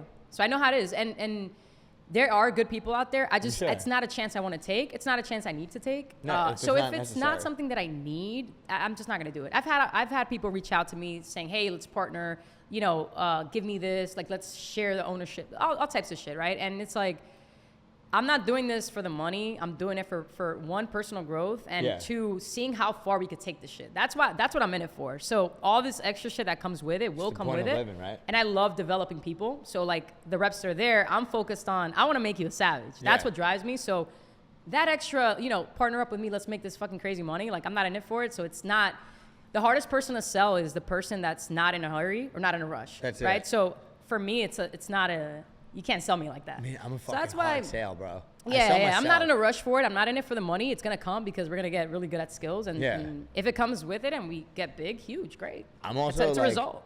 You know what it is with me, too? Like, I don't know. Like I said, there's two types of ghosts before. There's the one that, like, oh, you could be sound. The one that just, like, comes back, always haunting. You're 100%. Never going to go.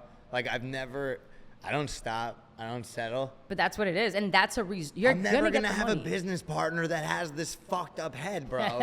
So I'm just going to be like, bro, we can't match because, like, you're not good enough for me. And you're doing this wrong. You're doing that wrong. Yeah. Because the most fucked up thing I could say is I'm the most biggest, like, critical, like, thinker? Person of myself. Okay. No, I just analyze myself and think, you suck. You could do better. What the fuck are you doing wrong? Yeah. So, like, if I think that about myself, what am I thinking about everyone else? Honestly, I love that shit. It's fucked up, but it's like... And don't get me wrong, money's great. At the end of the day, like, obviously if it were free, we wouldn't fucking do it. It's definitely a factor, but it can't be everything. And that's why it's so hard to close me on shit like that. Like, let's collab and let's... Like, I don't even give a fuck let's be real. Like that. Yeah, it's like... not even for that. We'll Look make what you're doing. You're a visionary. That's what you get you're high making off it, and it's not fucking dollars. you do it the right way, it's gonna happen regardless, right? And if you extend the time that it takes, like, it is what it is. It's gonna happen either now, either in 5 years, either in 10. Not worried about it. Let's just fucking get better. What's your why with it? Like when you just were like, all right, I want this company, I want this, I want that, I want my own freedom. Like, what is your why? What is your end goal? Where do you want to go? I think there's two things that truly, like, why I get up in the morning is I like the pressure. I love that shit. I love the pressure. I love that people count on me to make shit happen. That's why I do it. And when I go into the office and I see the reps show up, they're fucking grinding, they're hitting the phones, I'm like, that's it right there. That's why I do it. Same thing on the consumer standpoint, like the business owner. They can say, hey, I know if I need something, that girl's gonna fucking get it done. All day. Right? Like if I miss a client's call that like has been rocking with me for years, they know they're gonna get a call back and I'm gonna be all over it. So just having that, I like when people rely on me because I know I'm gonna fucking deliver. Me too. And that's what drives me. Like just being that. And I know by result, it will bring the fucking income. It's funny you said that. You know, deliver. I would, like back in the day, one of my boys, when he was calling me, the one that gave me so my boy's name was Leo, and he does like different types of oil rig equipment and stuff now. But he was my team manager at my old office, and in like 3 days, I closed like the top tier lenders deal, and he was like, I probably shouldn't be teaching anymore. He's like, yo, and I'm like, still to this day, yo, I love him to death. But he pretty much, I just threw a brain fart. I forgot. You said something that clicked before. Now I can't remember what it was. So like skills, getting, accountability. People have to count on you. Oh man, I can't remember it now. It was literally just one of the last sentences you said. If I think about it, I'll come back to it. It's probably gonna pop up literally when we're not Midway recording. through Yeah, literally when I'm sleeping tonight. Be like, can we go back and clap and re-record again? But it's gonna bother me now. I literally can't think of this shit, bro. It's all good. Yeah, no, I can't remember. Whatever. And let me ask you this too. Like, where do you see your company going? Like, what's your why? Like, why do you do what you do? So my why is that I don't like how the world tries to limit people. I don't like how banks try to limit people's businesses. I don't like how people talk down to business owners and tell them you're fucking stupid or you can't do this or you suck or you do that. And like, honestly, maybe sometimes people just don't take their advice. So they do need advisors. But not everyone is going to come at you and be like, hey, what's up, Merrill Lynch or JP? Here's my $2 or $3 million that I just self-made real quick. Like, realistically, it's not about that, and you got to put people in the right structure the right way. And so I've had a lot of success, and I've had a lot of failure. And when I was there to fail, I didn't know who the fuck to go to because I couldn't rely on other people. I didn't have, like, family, friends, other people that I could talk to. So I had a couple mentors here and there. Some good, some bad. Yeah. Some have even fucking done me dirty, bro. Yeah. Yeah, like I just had some crazy shit done to me with someone that's a family friend, and yeah, they like hacked my CRM and did all this crazy shit. Yeah. So, and that's another reason I just don't trust nobody for anything, bro. Yeah. Like you're literally at my son's christening and you're doing that behind my back. All right, we'll see how it is. Yeah. That's but crazy. Yeah, it's like the unfathomable stuff, and it's just more mind-boggling when you're actually thinking about scaling something, about how many people are going to come try to take it from you first. Yep. So if I can help people protect themselves and do operational services for their businesses, then I'd be doing a service to all the business owners. 100%. Because then they wouldn't be getting those 10K, 15K deals from cousin fucking Schmeckelhoff and that shit-ass broker shop. You know what I'm saying? Yeah. They'd be like, oh, yeah, I'm actually managed by Clicking Loans, and here's my life insurance. I don't want to say like I want to be like a small new tech, but I'm pretty much going to be like a small new tech. Like I know what the fuck I'm doing. I'm plugged in with the banks. I'm plugged in with life insurance companies. I'm plugged in with advertising, marketing, HR, bookkeeping. Like I am an operational services guru. Yeah. I'll give you an example why I'm really transitioning to business this way. One, I just had a partnership and my kid got sick and I got their dad 1.1 mil in an ERTC credit that was supposed to be invested back into the business. They fucking robbed my data and then literally tried to start a high-risk funding company in my own office. That's number one. Number two was the person that swooped in to protect me that turned in to be the fucking IT company that hacked my shit. So like, fuck everyone and fuck that shit. I'm gonna teach everyone how to protect themselves, not need to depend on another motherfucking person. There's softwares, banks, insurance companies, and outlets for this, and it can be done the right way. Yeah. So I went into an office with my friend. This kid literally makes bank. like probably 10 mil, 15 mil a year. And I was doing some paperwork, getting a mortgage, and then he's like, oh, can you help me do some line of credit stuff? So the profit margins at the end of the year, and it was like, you make like 100x of what a lot of people make, and then you still take home X amount less. And then I compared that to what I've done in operations, and I'm like, I don't want to toot my own horn, but I'm pretty fucking good at that. You know, I'm a margins guy. Whether the deal's $1,000 or $1 million, if you calculate the margins at the end of the quarter, end of the year, whatever it may be, it's there. Yeah, 100%. So I started getting into like more operational services, whether it's like the marketing, the advertising, the softwares, whatever it may be. And I do have good relationships with banks. I have good relationships with everybody. So if one of my clients needs help with anything, they're part of my network. They go in there, and everyone's protected. Yeah. So I don't even fucking bring people on that I haven't done business with my own business. Yeah. So anybody that they'd be working with is my banker, or where I have my insurance, or where my fucking checking account is. Yeah. So like, I don't know, one of my friends, like they own a big investment office, and he's like, when your pitch is literally like, this is where all my family's fucking net worth is held. Do you trust me or fucking not? What the fuck else are they gonna have to say? Yeah. Like this if is your all, money's there. This is all I got. This is me. I'm never going nowhere. I'm never changing. Bro, I thought about shutting down Quicken Loans because my fucking shit got hacked and I was gonna rebrand. And I was like, nah, fuck that, bro. I ain't fucking ever doing that shit. This is my fucking baby. The guy who hacked you, did he, like, was he running your CRM or how much Not the access CRM, just have access to like full domains, full emails, full everything. Oh, shit. Yeah, but indirectly access to everything in there. That would be like my EIN, my bank accounts, the commissions, my accounting. He had that also? Everything is in that cloud. Got it. So, That's yeah. Dangerous as fuck. Even if, no shit. And I'm just like, what the fuck? Even if they don't do anything with it, they still have it on top of clients' info and everything like that. So that's why you're just like, all right, I need to strategically move the right way to protect myself, to protect my clients, to protect my future, and also to protect what I'm building for my fucking family. Yeah. And like, do you want to talk about like the power of having an effective CRM? Like, I don't know what CRM you use. But. So I was using Salesforce forever, and they've been pretty well, but definitely I've been experimenting with new CRMs lately, but a lot of people need to realize that the way you're hosting your data and the way you're going to save it is going to how you sell the brand. 100%. That's what is the key. That's what is everyone in the industry for, and every company. Yeah, like, Salesforce to me is fucking elite. It's the only CRM that does everything you need it to do, and it's so customizable. So I'm big pro like Salesforce. For any intro guy like that's just starting off, you don't need the fucking Ferrari CRM in the beginning. I was using in the beginning like Go High Level is really good because you can add as many seats as possible, and you pay peanuts for it. Yeah. So I definitely recommend something like that in the beginning. I am not a big fan of CRMs that are owned by the industry. Because, bro, like, I'm not going to mention names, but no, I'll never having, like, you go to these conferences and, like, joining those CRMs that, like, are run by John Schmoke and this guy. I opened it. Now I own a, even with Go High Level. It's like buying data from the same jerk-off that has the booth next door to them. Right? So even buying...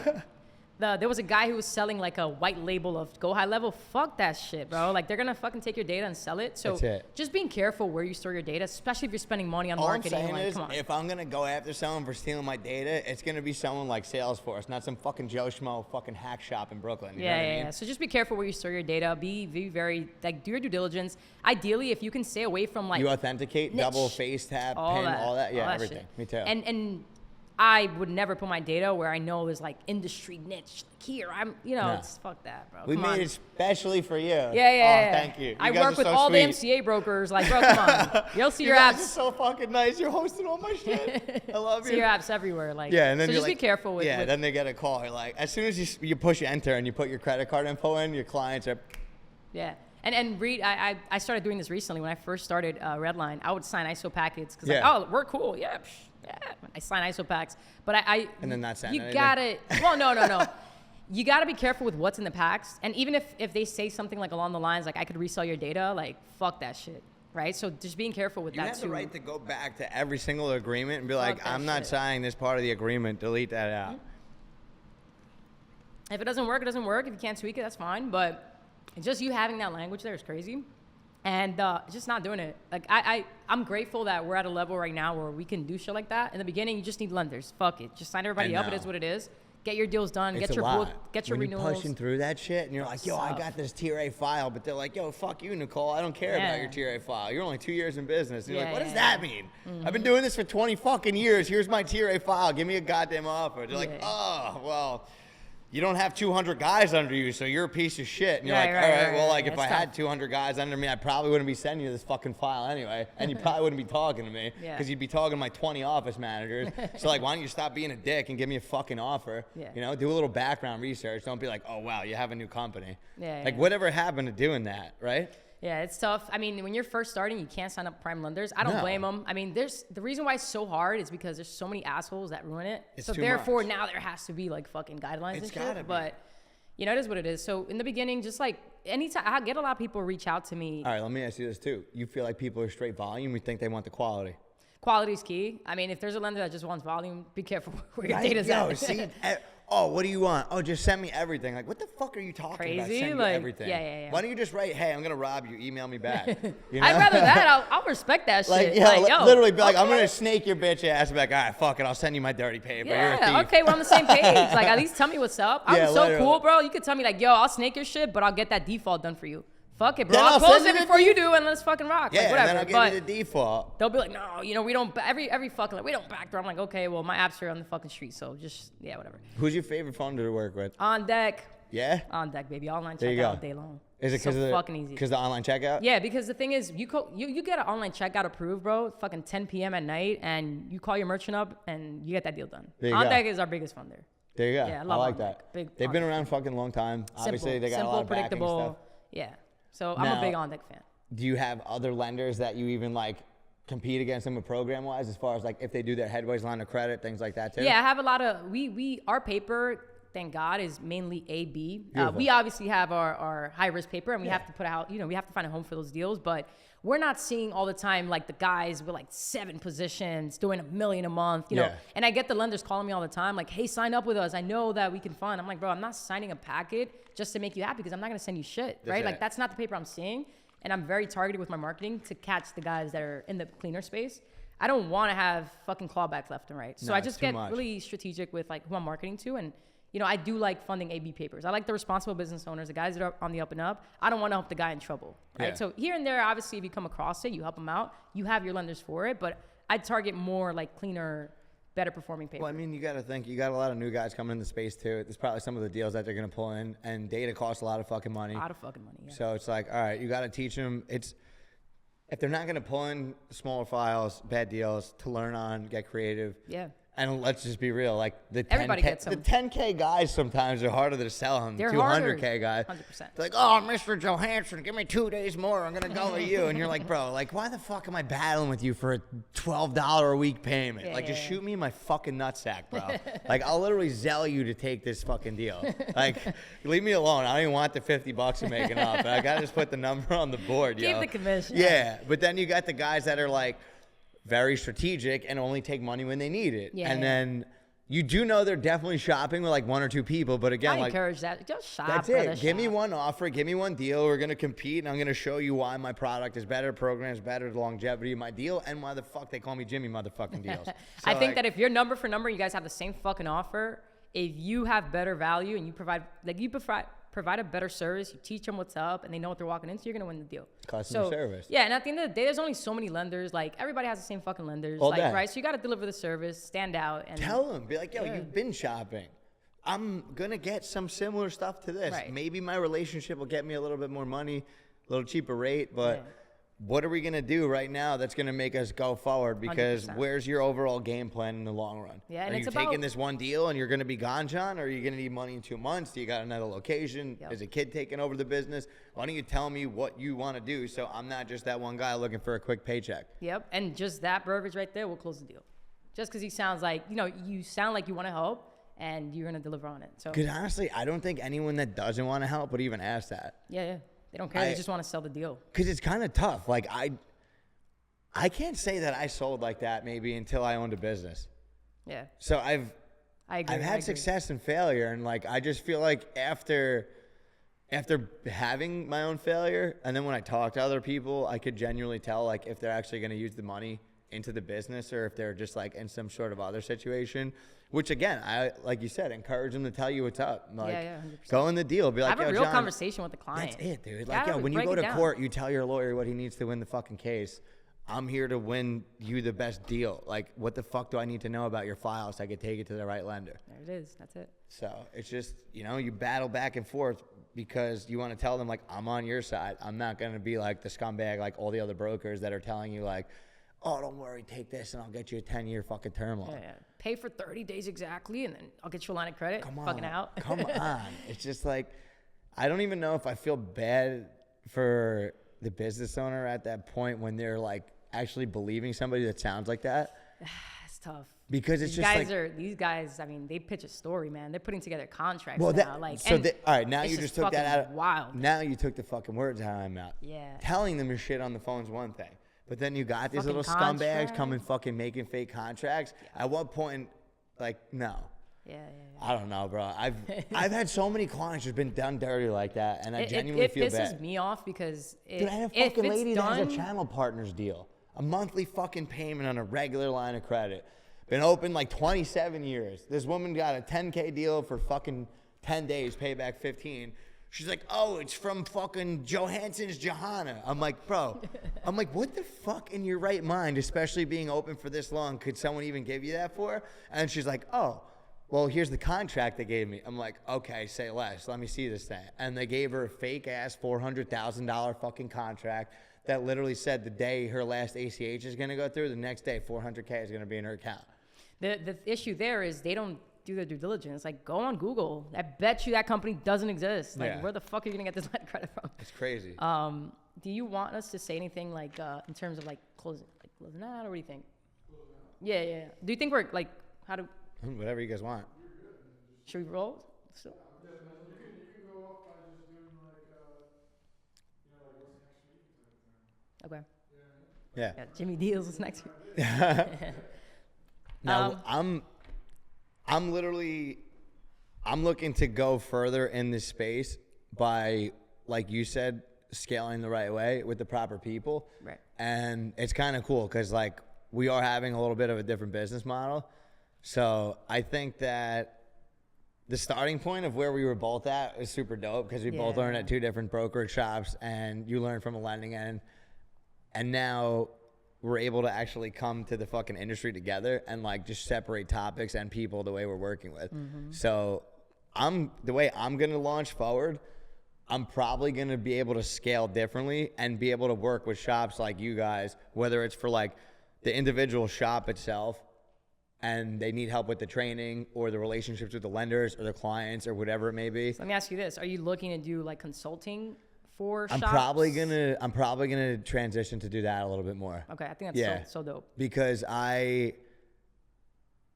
being in the game for so long, I feel like I have so much knowledge now and I have so many connections that if I don't actually spread that into the industry and the business the right way, that this shit could still go downhill. Yeah. With me, definitely want to scale what I have right now. I have plans of like knocking the wall down I have next to us in the office. So it's like double the size. So that's my goal. And then also just bringing in quality people and transforming them. Like that's really what I want to do. At the same time, help the customers. And like I told you, right? If I feel like I get to a point where like I'm capped for whatever space I'm in, then I'll think about, okay, well now what's next, right? Yeah, exactly. But I'll just do what I do best and fucking keep doubling down on it until I feel like, okay, now I have a different problem. Just sticking to what works and then just doing more of it for now. And people tell me like, what's your goal for this year? Put a number to it, put a this to it. I don't know, but we're going to keep spending more. We're going to keep hiring. We're going to keep training. We're going to keep doing all the right things because every month we look back at the numbers, they're higher every month. And if we match the number or go down a little bit, it's like, it looks like this every month. Well, that's what you want. So whatever we're doing, it's working, right? My guys are building their books. They're learning. They sound sharper every fucking day. So just doing what works. And I don't know have a number to it, but that's just the game plan for this year. I'm excited. It's going to be a great year, and I'm just fucking hyped. I'm ready. I mean, listen, we're definitely, this is the first time we linked up together and talked like this, and I'm sure we're definitely going to be doing some work down the road and figure out a way to do some more collabs with this. Yeah. So I definitely will be in touch moving forward, and I know that we're going to figure out some way to at least come and collab on more either podcasts or bring employees together, businesses together, the industry itself. You have a similar outlook as I do. Yeah, so. it's just being positive, and I think even with brand, I have my goals with branding also. And I like the idea that I'm growing this side of it and teaching people things along with my business. There you go. So I have like strong personal brand goals also, and just growing this thing out and reaching as many people as possible. Exactly. I always had a calling to help, and I think that on the branding side of things, that, you know, personal brand, like I can do that at a larger scale. So grow the business, you know, do all these things, but also helping in general, like to the fucking public. Well, it's like you said too. It's something that you don't really look at it as like a dollar amount. Yeah. So then I could see like there is no limit for you, because then Yeah. you're gonna keep scaling, because you're like, all right, I feel like I transitioned from this part of the industry to this, or maybe to this business or to that, and then who knows where it goes? Because if you're helping people, I mean, let's just be real. That's what makes the world go round. Yep. You know, philanthropy is the biggest thing out there, and that comes from entrepreneurship. There we go. So, Entrepreneurship. Let's that's go. how it starts, right? I love it. Pleasure, guys. That's it. Pleasure. Yeah.